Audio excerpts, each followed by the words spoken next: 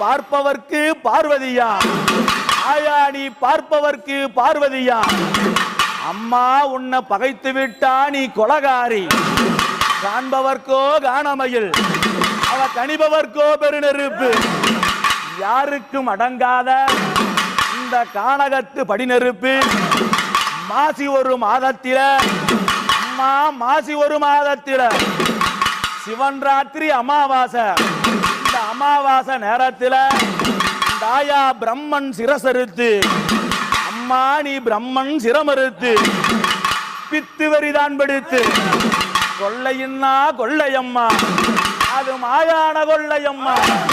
மாயான கொள்ளையில இந்த பரமேஸ்வரி, இந்த பரமநீலி, இந்த சிவபார்வதி.